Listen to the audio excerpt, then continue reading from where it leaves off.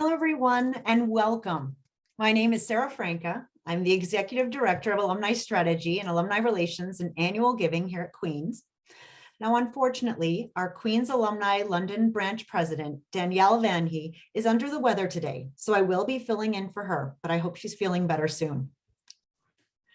London, Ontario is the traditional territory of the Attawandaron, Anishinaabe, Haudenosaunee, and Lenape-Wook peoples. Welcome to Finding Our Way Again in Cancer Care. I'm delighted to have you join us. Today we have Dean Jane Philpott here with us, and she will share some of the latest news from Queen's Health Sciences. And of course, we have Dr. Christopher Booth, who will be sharing his knowledge and expertise and discussing the future of cancer care. After we hear from Dean Philpott and Dr. Booth, we will have our Q&A session. Thank you to those of you who have shared questions in advance, and we also welcome your questions today during the event. We ask you to please share them in the Zoom Q&A feature you'll see in your menu. You can also upvote questions in the Q&A feature that you'd like to see answered. You are also welcome to post comments in the chat, and we'll share information and links to related stories during the event. Without further delay, I'm pleased to welcome Dr. Jane Philpott. Dr. Philpott is the Dean of the Faculty of Health Sciences, Director of the School of Medicine at Queen's University, and CEO of the Southeastern Ontario Academic Medical Organization. She is a medical doctor, a professor of family medicine, and former member of Parliament. Prior to politics, Jane spent the first decade of her medical career in Niger, West Africa. She was a family doctor in Markham Stouffville for 17 years and became Chief of Family Medicine at Markham Stouffville Hospital in 2008. From 2015 to 2019, she served as Federal Minister of Health, Minister of Indigenous Services, President of the Treasury Board, and Minister of Digital Government. She currently serves as the Minister's Special Advisor for the Ontario Health Data Platform and was recently elected to the Canadian Academy of Health Sciences. It is an absolute pleasure to have her with us here today. Please welcome Dr. Jane Philpott. Thank you very much, Sarah, and good morning, or depending on where you are, perhaps good afternoon. To Queen's alumni and friends from across the province, across the country, and maybe even around the world. Thank you for that kind introduction, Sarah, and for stepping in on short notice. It seems like even your dog was enthusiastic to be part of the event, so we're happy to know that we've got a big fan club out there. It's a great pleasure for me to be with all of you today. And of course, we all would rather be together in person, but I'm thrilled that by this wonderful virtual technology, so many of you are able to join us for a terrific event. So I wanted to let you know where I'm situated as I'm speaking to you. And it'll make you a little bit jealous. I'm on Queen's campus. I'm actually sitting on the corner of the campus and looking out over the shores of beautiful Lake Ontario, which is mostly frozen still. It's a beautiful place to be. I wanted to acknowledge as well that it's on the traditional territory of Haudenosaunee and Anishinaabe peoples, and it's a great pleasure to acknowledge those who have cared for this land over millennia and continue to live on the land today, the land that people like Chris and I get to enjoy as a place to live, work, and play. Now, when I started as Dean of the Faculty of Health Sciences here at Queen's more than a year and a half ago now, I always knew that there was a strong sense of community among Queen's alumni. Many of my own family members, siblings, children, son-in-law, etc., are Queen's alumni. But as I actually got to know alumni more, I have come to see what an incredible force for good you all are. You're doing amazing things, and I'm really delighted that you've chosen to come and spend some time with us today. You're going to hear today from one of your fellow alumni, Dr. Chris Booth, and he's going to share some stories that you'll love about the incredible research that he's doing. And I know he's also going to get you thinking. He always challenges me when he talks about health systems and health professionals and how we can always be doing better. So you're going to get to hear a lot of great ideas. Before I pass it over to Chris, though, I wanted to take the opportunity just to give you a little bit of an update as to what's happening in the Faculty of Health Sciences. You're going to hear from Chris about things like collaboration and teamwork and the importance of everybody coming together, healthcare providers and researchers and institutional partners. Well, that's actually, it turns out, the real theme of what we're doing in the Faculty of Health Sciences.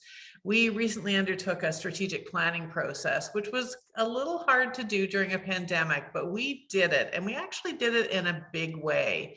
We brought together perhaps some of you who are listening in today. We invited alumni, we had students, staff, faculty, and community members from across the province and well beyond. We actually had over 1,000 people that participated in one way or another. And there was an incredible sense of what emerged from all of that. And the theme that emerged, we're calling radical collaboration, taking advantage of every opportunity we can to collaborate, to learn from one another, and to do better because we're doing it together. And I wanted to just give you a little hint, and we'll make sure that you have a link to be able to read some more details there in the chat. But wanted to let you know a little bit of what's involved in our strategic priorities in the faculty. We picked 5 main themes, and each of them is tied to some specific outcomes so that we'll know that we deliver for the people that are depending on us. One of the first of our priorities won't come as a surprise to you because it's been a big part of our principal dean's approach to how we can do even better as a university. And that is the priority of making sure that equity, diversity, inclusion, indigeneity, and accessibility are a part of everything that we do at the faculty. We're working hard to examine our structures and practices and make sure that those kinds of principles are embedded in everything, whether it's the way that we educate, the way that we provide care, or the way that we conduct research. Trying to ensure that we have an inclusive and safe environment for our students from all ranges of backgrounds, as well as our staff and faculty, and that we actually even better reflect the diversity that is Canada. So we're doing a lot of work in that area, making sure that you'll see, as Chris talks, the ways that our research as well is really informed by these principles of diversity, equity, and inclusion. The second priority is something that, again, you're going to hear a lot about in Chris's talk, and that's interdisciplinary research.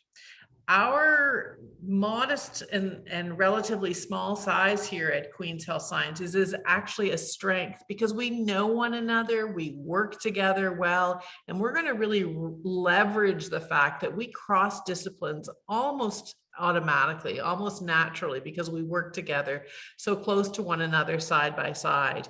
And we believe that as we demonstrate the power of team-based interdisciplinary research, that we can grow our research strengths. In fact, we have very big ambitions. We want to increase the amount of research funding that we are bringing in here at Queen's Health Sciences with a goal to increase it by 50% over the next 5 years. And all of that has an impact on people's lives because the research that we do actually improves and even saves lives. So you're going to be hearing a lot more about that from Chris, and I'll move on to our third priority, and that is, of course, education. But specifically what about education? Specifically, again, about how we integrate our health sciences education. Learners historically in the health sciences have studied somewhat in silos, and we've always given a bit of a nod around the concept of interprofessional research.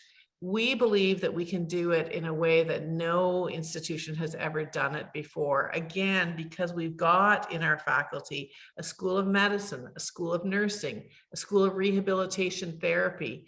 we can actually set a new model for Canada and break down those silos, see those learners coming together from the first day that they get here on campus, whether they're in our Bachelor of Health Sciences program or our Bachelor of Nursing program, whether they go on to some of our graduate programs, to find ways that they can study together across disciplines, because we really believe that that is how those health professionals and those researchers will be more effective when they get out on the front lines to deliver care. The fourth area that we have chosen to prioritize is community. People like yourselves, and making sure that the service that we do has a clinical impact in our community, not just here in Kingston, but even well beyond. You may know that our faculty spends a lot of time working in community. We can't actually deliver our programs, whether it's our MD program or the RN program or any other. We can't do it without our community partners, but we want to really emphasize that impact that it has. It makes life better for people that live here in the Kingston region, but we also have amazing partnerships in places like Lakeridge Health, which is in the Durham region of Ontario. And we want to grow those partnerships, looking more and more to really be a campus in the community when it comes to where our learners and where our faculty are having a clinical impact. We've got another whole project, which maybe we can come back and have another session about sometime, where we're growing our partnership with the Winnebago Area Health Authority, our partners at Moose Factory Hospital on the James Bay Coast. And we've had a very long-standing partnership with those communities from a clinical perspective, but we're now looking at growing that into more of an educational campus as well, and really ensuring that as we conduct our academic activities, that it actually has a real impact on people's lives. And the fifth area I want to just touch on is our people. We want to make sure that we have a strategic priority on having thriving people and a nurturing culture. And you all know that people in the health professions have been hit very hard. We've all been hit hard, of course, but I don't know whether there's any single group of people that has taken the brunt of this as much as those who work on the front lines of healthcare, people like Chris and all of our other colleagues on the front lines. And so we have a lot of work to do to make sure that our people feel supported and strengthened, and that we make sure that they have an environment here at Queen's to thrive, to feel welcome and included. And that involves examining, where do we work? Where do we study? Where do we teach? I'll give you a little bit of a hint about the fact that we're actually working on building some new facilities to make sure that we have those inclusive places. We've been looking forward for some time now to have a new School of Nursing building and a new School of Rehabilitation Therapy building. And so we're thinking about and planning for how we can actually build something that's somewhat revolutionary by bringing all those professions together under one roof. As so we have our researchers and our clinicians and our students all intermingling, being creative, following their curiosity, and thinking about the possibilities for their future. So that's just a little glimpse at some of the things that are happening in the Faculty of Health Sciences. I'm happy to tell you more if we've piqued your curiosity on any of that. I wanted to just remind you how much we appreciate all your support all along for these initiatives. We can't do this kind of work without the incredible support of our alumni family and beyond. So I wanted to take this opportunity to thank you for that support today. And now I'm going to pass things back over to Sarah to introduce our guest speaker. Okay, wonderful. Thank you so much, Dr. Philpott. I'm so excited, and I'm sure I'm speaking for many in the audience, just to say that I'm so excited to see the continued and growing impact of the faculty on all of our lives, locally and well beyond. So it's just such an exciting time for the faculty. It is now my great pleasure to introduce our speaker, Dr. Chris Booth, ArtSci 97 and Medzo 1. Dr. Chris Booth is a medical oncologist and a professor of oncology in the Department of Public Health Sciences. He is a clinician scientist, meaning he does research in addition to delivering care to patients. In his clinical practice, he provides care to patients with gastrointestinal cancers. He holds the Canada Research Chair in Population Cancer Care, and his research work explores access, quality, and value of cancer care in Canada and globally. Dr. Booth is a fierce advocate for compassion in cancer care in Canada and around the world. You will hear about passion for improving health systems and the delivery of dignified, compassionate care. It is an honor to introduce Dr. Chris Booth and his talk, "The Emperor Has No Clothes, Finding Our Way Again in Cancer Care."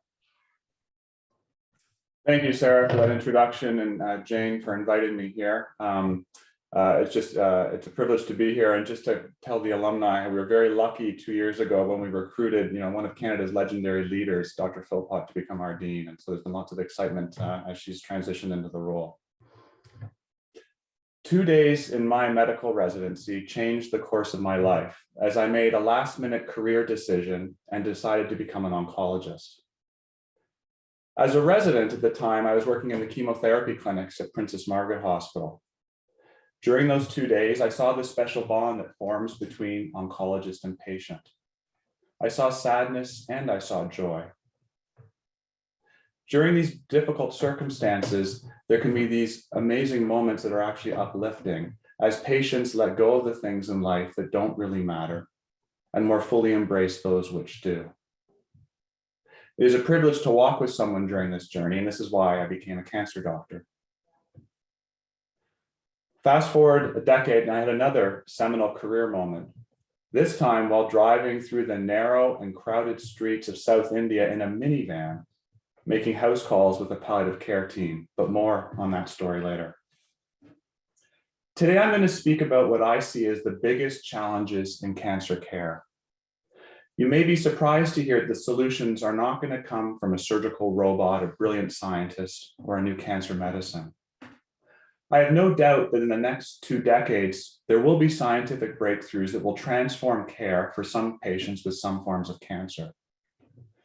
However, I don't want to work in a system where we wait 20 years for treatments that may benefit a few.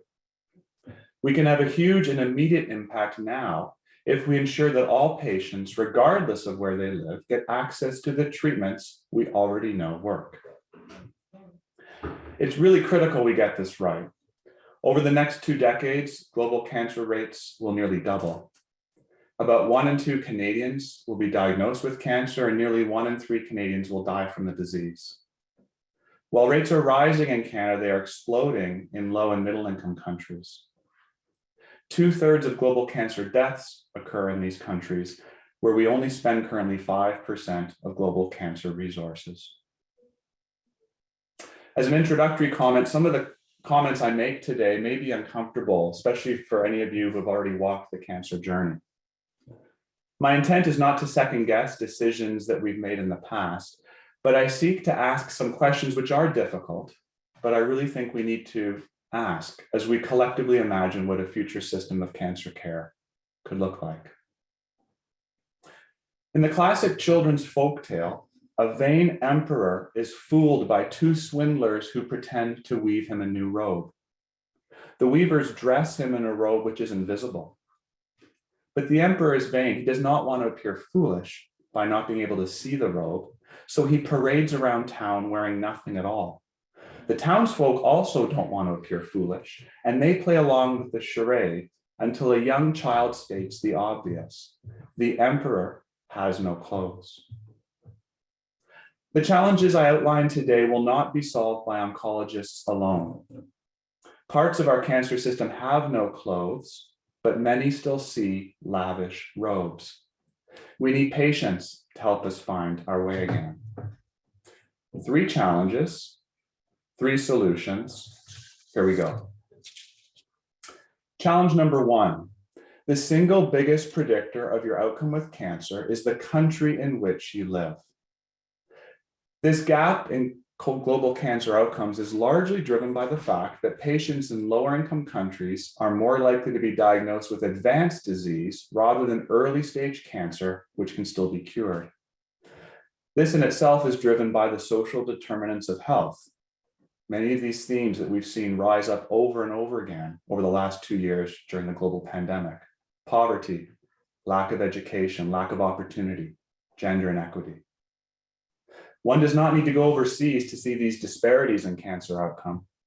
A decade ago, our research team at Queen's published a study in which we found that despite having a universal public health system, the survival of patients with cancer in Ontario varied substantially across postal codes, neighborhoods, and socioeconomic groups. These equity gaps are even more pronounced among the Indigenous population of Canada. In 2015, my wife and I packed up our 4 young kids and moved to South India, where we lived during my sabbatical. I worked at a large government cancer hospital. In the morning, I'd spend time in clinic with my colleagues, and in the afternoon, I was based in an epidemiology research unit. This time in India had a profound impact on all of our family. We went home with many memories. Most of them were good, except for one. And this was the day where I thought it would be a really good idea to buy the children some homemade ice cream from this old man on the bicycle who'd been sitting in the noonday sun for hours. I'll spare you the gastrointestinal details of what subsequently transpired, but let's just say it was a very long night for all of us in the Booth family. A common tragedy I saw in the clinics of India were young women with incurable cancer of the cervix or breast. Many of these cancers could have been prevented with HPV vaccine or cured if diagnosed early. Instead, many of these patients would die in months. To make this even more tragic, these women would spend their remaining time in very difficult pain with lack of access to pain medicine and palliative care. This is heartbreaking when one considers that for a few rupees per day, they could be kept comfortable with morphine. Together with my Indian colleagues, we studied these issues. We found that the survival of women with breast cancer in India is 68% compared to 90% in Canada. We also found that the chance of a woman being diagnosed with incurable disease is largely driven by her level of education. Challenge number 2.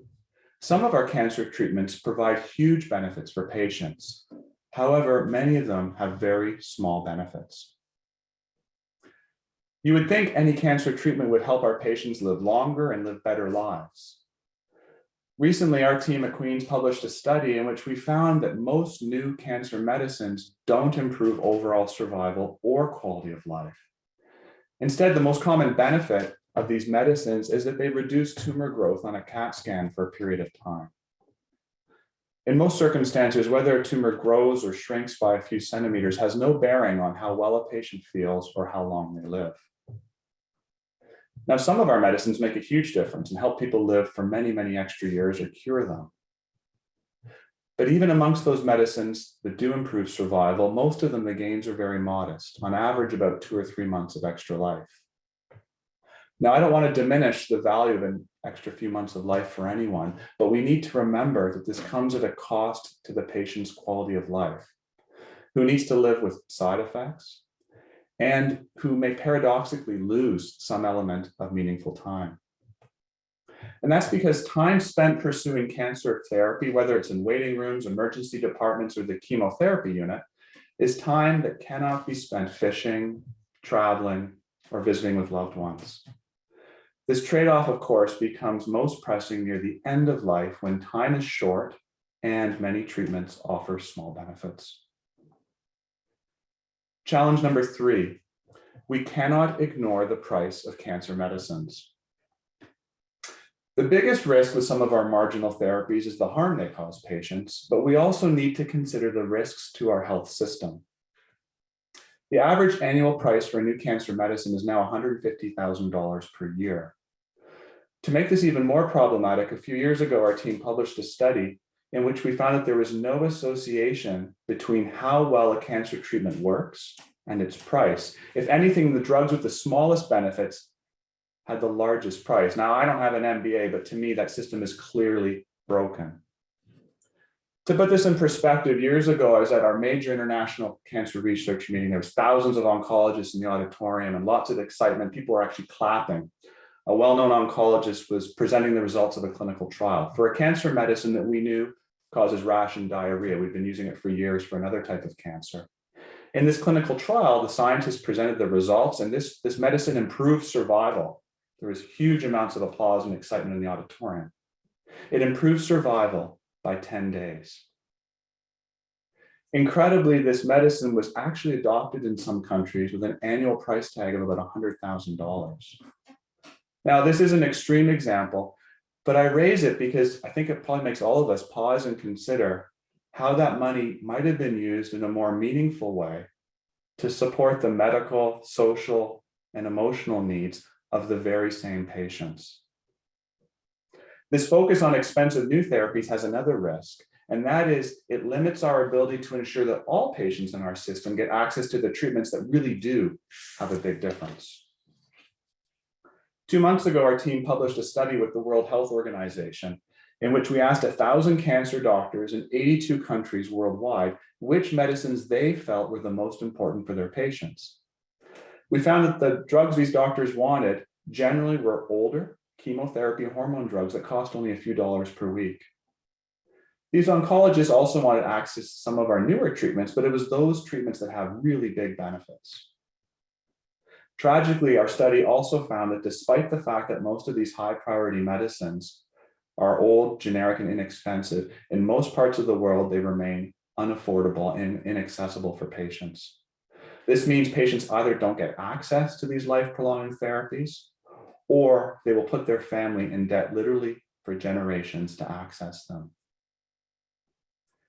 We need to recalibrate the priorities of our cancer system. It's actually fairly easy for me to prescribe a cancer medicine in the last 6 months of life that costs $100,000, but probably will not help my patient live any longer. However, during those same 6 months, it's almost impossible for me to find resources to support a patient with terminal cancer who wants to stay in their own home with companionship, food, and good nursing care. I raise these uncomfortable issues today because our patients expect us to do better. And I actually believe it's our patients who will help us find our way. Solution number 1, we can learn from our patients. My greatest teachers in the art of oncology are my patients and their families. Our patients remind oncologists what matters and ensure that we deliver treatments that make a real difference. We recently completed a study in which we directly asked patients with incurable cancer how they weigh treatment benefit with side effects and quality of life. The results were incredibly insightful and challenged many assumptions held by the medical community. Patients can tell when the emperor has no clothes, even when their doctors cannot. We also need patients to help us improve our communication skills. Here's one common example. It's fairly common for oncologists to tell patients in the initial consultation that their cancer is incurable. We then get started on palliative chemotherapy, and a few months later, we do the first CAT scan. If the CAT scan shows the tumor is shrinking, we celebrate it as good news. And while this is encouraging, and it probably means the patient will live a bit longer than the median survival statistics we discussed earlier, I worry that some patients perceive this good news as meaning the conversation we had 3 months ago about incurable cancer no longer applies to them. This might be why a substantial proportion of patients who have terminal cancer still believe they will be cured. As you can imagine, these conversations in the cancer center are complex as we try to balance hope and reality, when and how to break bad news, and how we should optimally discuss prognosis and how often to revisit it. We need to more fully engage patients in all of the research we do so we can learn answers to these important questions. Solution number 2, we need to take the power back from drug companies. Unfortunately, our cancer system is heavily influenced by the pharmaceutical industry. While many of our important treatments actually come from clinical trials led by the pharmaceutical industry, I worry that rather than being partners in the system, they now control the system. Our research group published a study a couple of years ago in which we found that 90% of cancer clinical trials are now funded by the pharmaceutical industry. Not surprisingly, this means that almost every clinical trial is testing a new and expensive cancer medicine. While we need these studies, and it defines new treatments for patients of tomorrow, we need greater government and philanthropic investment in research so we can ask other questions that really matter to patients. What is the effect of diet or exercise on cancer outcomes? How can we reduce the treatment we give to maintain good outcomes but improve quality of life and reduce side effects? How can we better break bad news in the cancer center? We also need to have more open conversations about the direct role that the pharmaceutical industry has in influencing clinical practice. It influences doctors and even some patient support groups through funded dinners, conferences, and sometimes cash payments. The media contributes to some of these problems by overhyping breakthrough medicines that actually are fairly marginal. This gets on the front page of newspapers and gives unrealistic expectations to our patients, but also puts pressure on policymakers to approve these medicines and pay for them when they may not really benefit our patients very much. This combined influence of the pharmaceutical industry and a media that's really overeager creates a cancer system in which the emperor is almost naked, but many oncologists can't tell. Solution number 3. We need to learn from other health systems. The traditional paradigm of global health is that high-income countries teach low-income countries what to do, and then we send money. The reality is, we can learn just as much from low-resource health systems as they can learn from us. We just need the humility to recognize this. Over the last 6 years, I've had the privilege to work with Pallium India, a globally recognized NGO that delivers palliative care.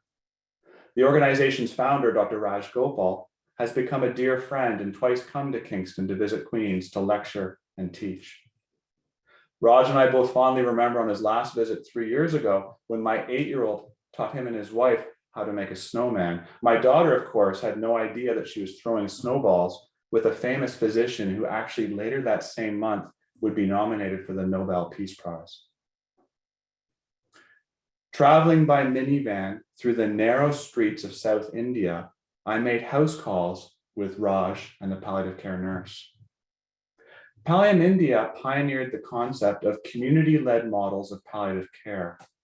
Doctors and nurses are available for the complex medical needs of the patient, but most of the day-to-day visit and the caring comes from a network of trained community volunteers. A similar model could go a long way in Canada to the benefit of our many isolated patients, but also to the volunteers who would derive this very rich form of human connection. I'm going to share one more story from my time in India about what I call the global paradox of patient-centered care. Any of you who have stepped into a government hospital in India will know that on first impression, it is total chaos and appears to be the antithesis of patient-centered care.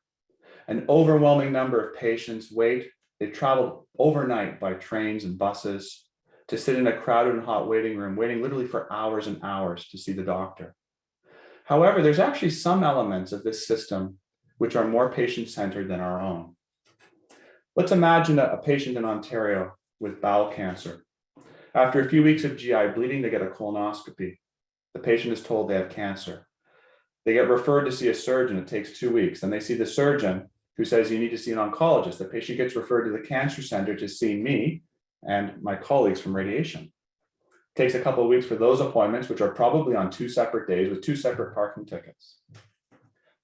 This is followed by another visit to the hospital for a liver scan, then a PICC line, then radiation planning. Finally, many weeks later, they start radiation and chemotherapy. At the hospital where I worked in India, patients would show up with no appointment.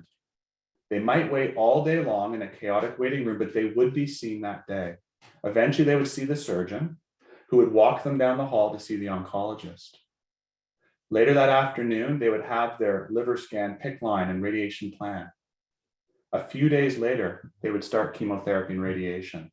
Now, which system truly is more patient-centered? I recognize that in raising these issues today, I've been critical of our system. However, I do believe we can make it better. As an oncologist, I'm privileged every week to witness the power of human spirit in connection with patients and the ability of medicine to have a profound impact in the lives of people. The oncology community should initiate a movement of health justice. Where a patient lives should not determine their outcome with cancer. Patients in every health system deserve compassionate care, clear communication, and treatments which make a real difference. In closing, I will leave you with a few thoughts about how we can collectively create a better cancer system. We need more honest discussions. We need to advocate for those treatments that have real benefit. We need to recalibrate our priorities. And finally, all of us need to speak out when the emperor has no clothes. Thank you for the opportunity to be here today, and I look forward to questions and conversation in the upcoming discussion. Thank you. Oh my goodness. Thank you so much, Dr. Booth. That was a powerful talk, and we really appreciate you taking the time to share it with us today. I'm sure this has inspired a lot of new thoughts for many of us, and certainly some questions. And with that in mind, it is time to start the Q&A portion of our event. Please feel free to post your questions at any time in the Q&A and upvote questions you'd particularly like to see Dr. Booth or Dr. Philpott answer. So I'm going to take a look here in the chat and we're going to see what we can find. Let's see. Okay, well, I'm going to start with one of the early questions we were sent. Dr. Booth, this is a question for you. How has your 20-year experience with patients shaped your priorities as a researcher?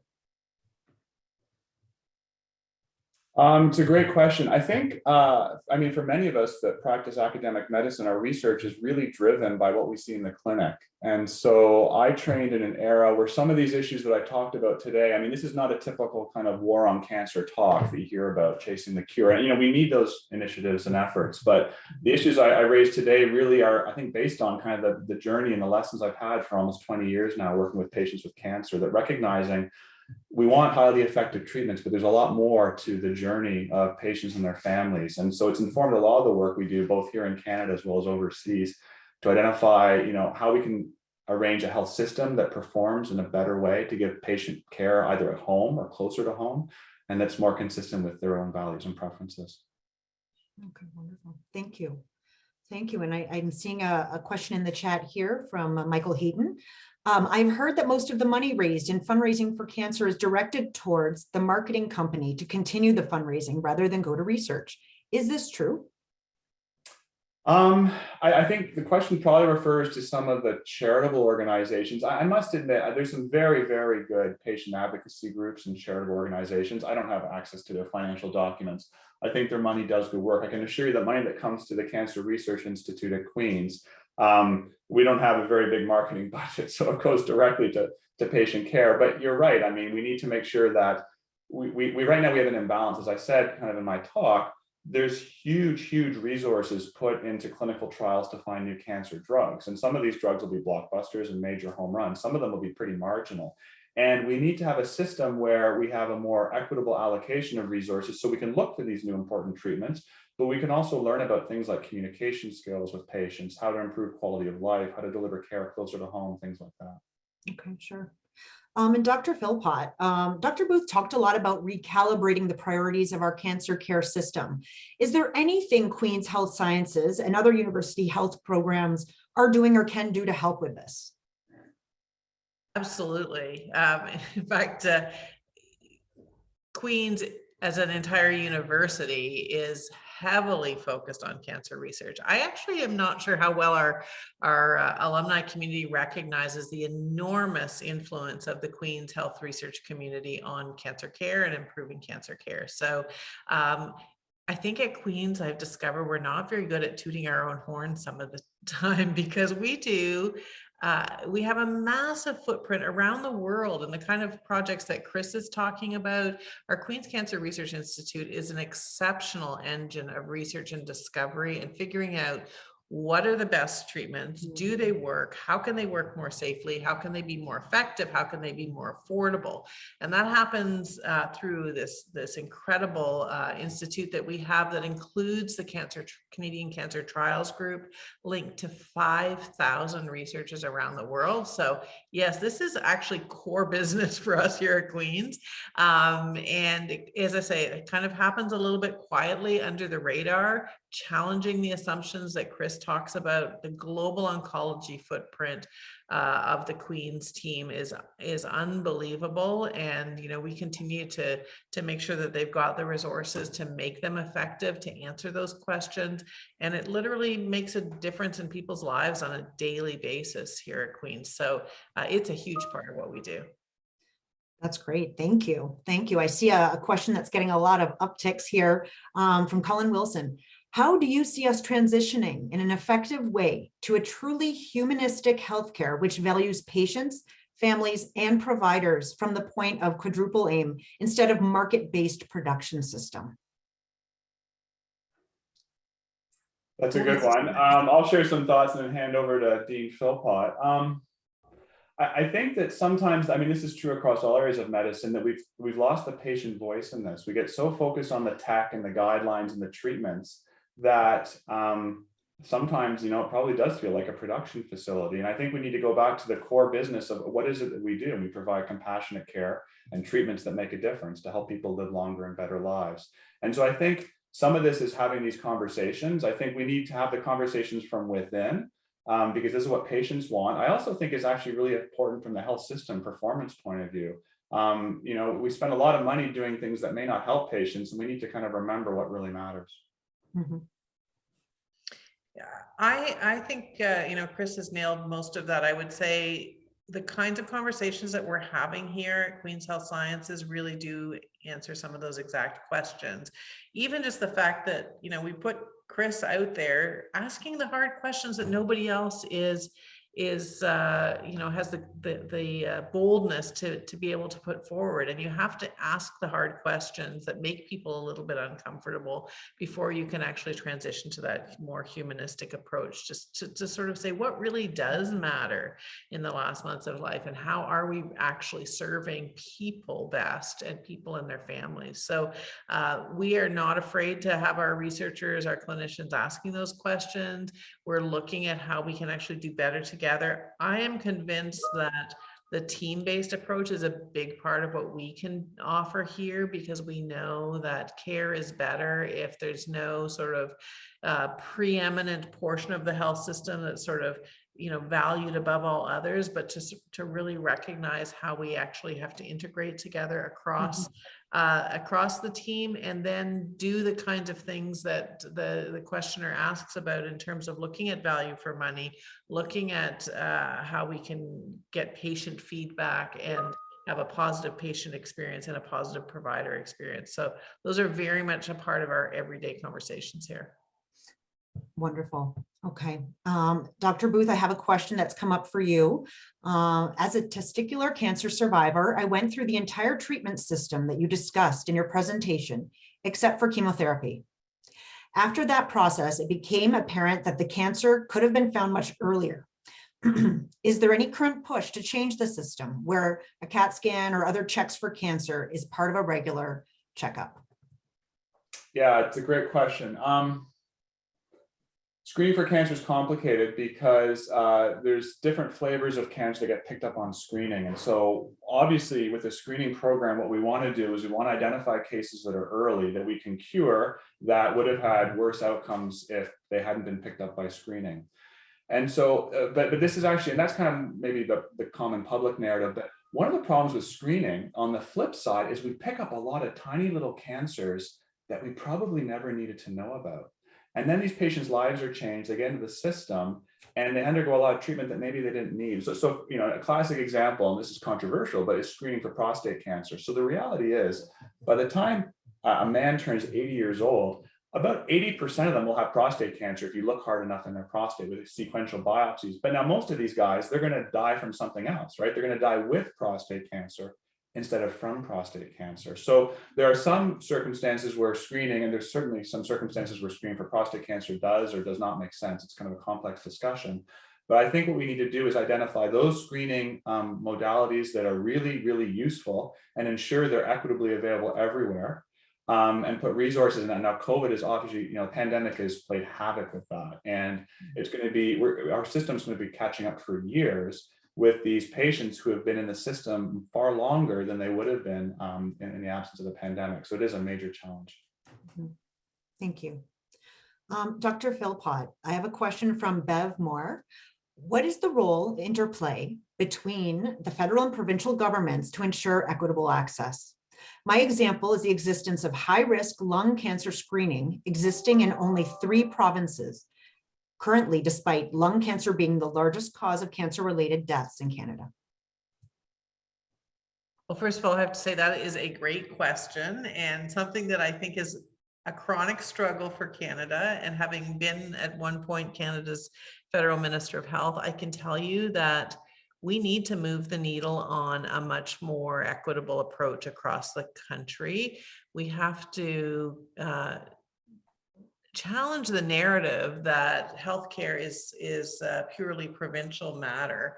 Healthcare is a shared jurisdiction. And so whenever you hear somebody say healthcare is all about the provinces, make sure you say back to them, no, healthcare is a shared jurisdiction, because federal governments, even municipal and regional governments, play a big role, right, in healthcare, especially things like public healthcare. So it actually takes all orders of government working together.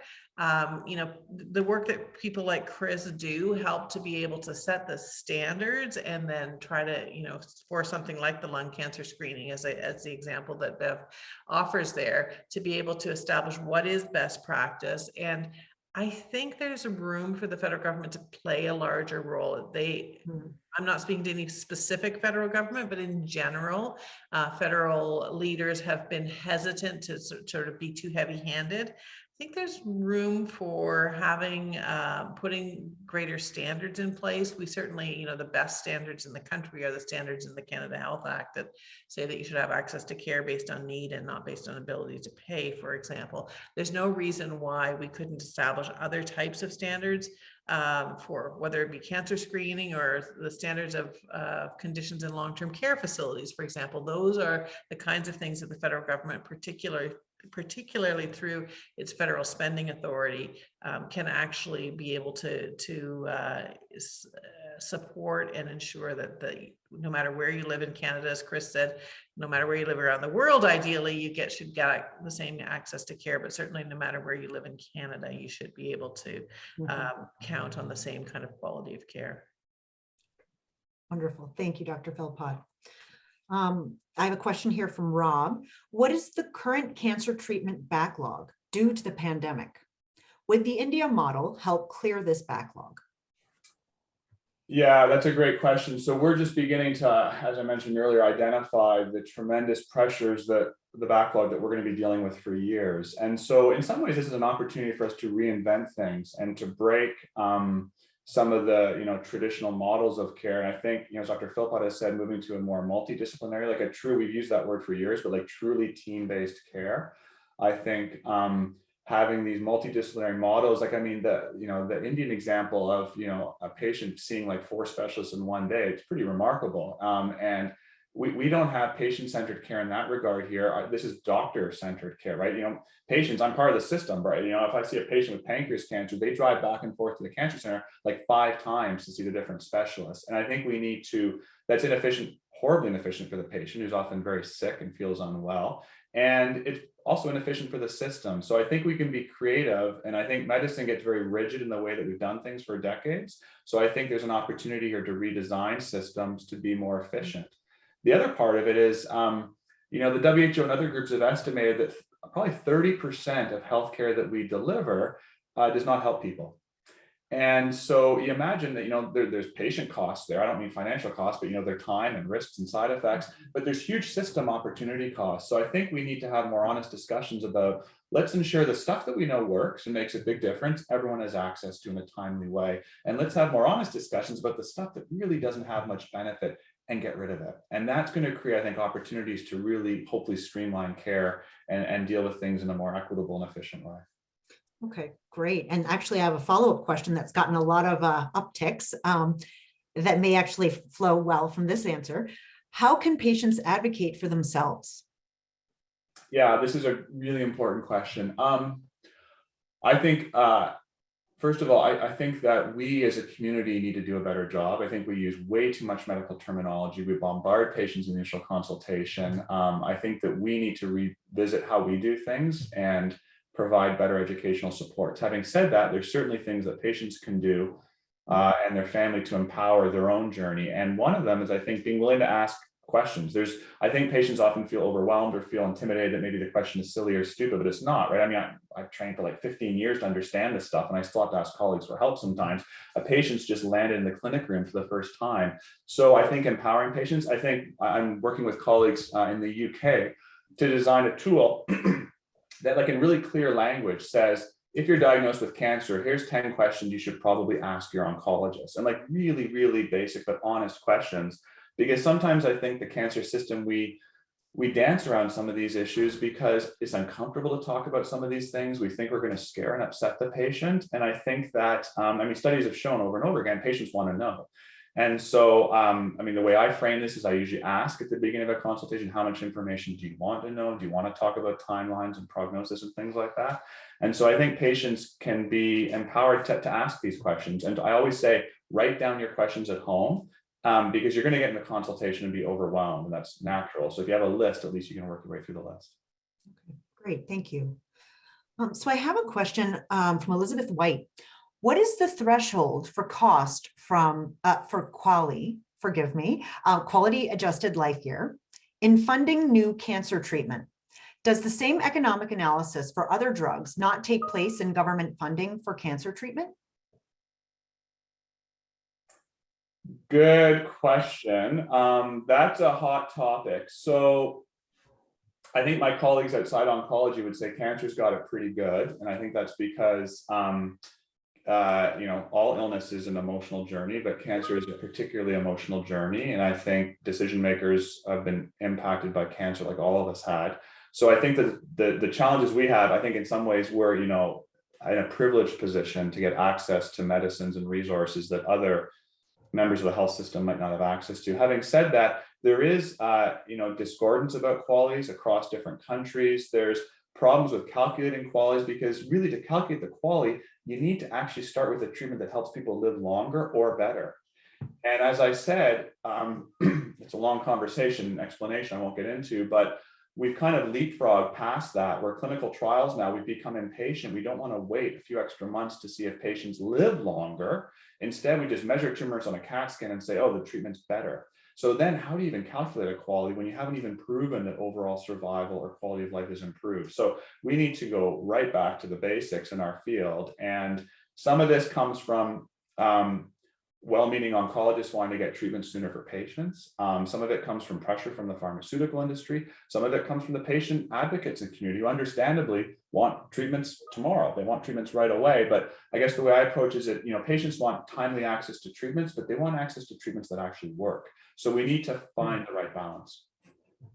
Okay, great.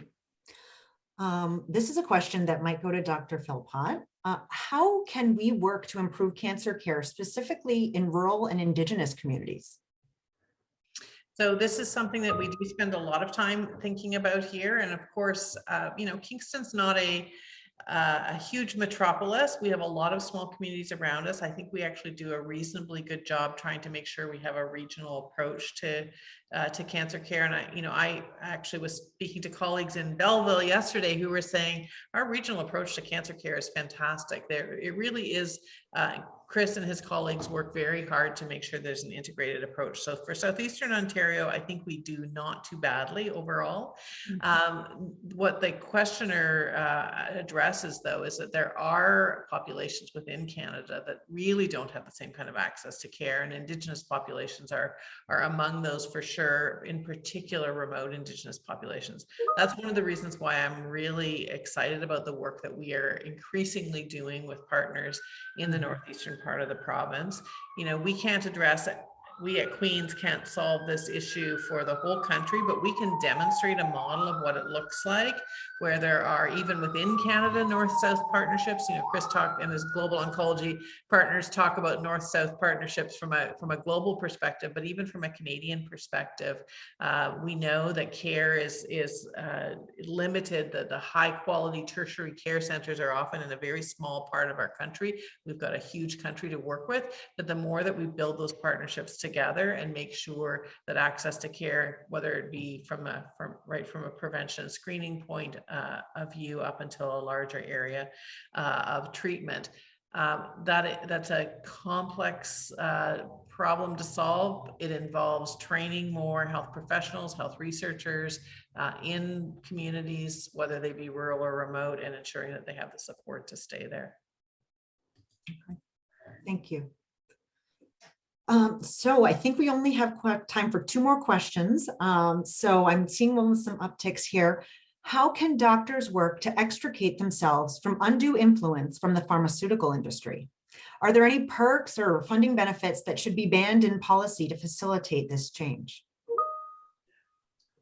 Yeah, great question. So, I'm a bit of an outlier in this regard because I have no relationships with the pharmaceutical industry. In some ways, I'm lucky because the type of research I do, I do based on government grants and philanthropic donations.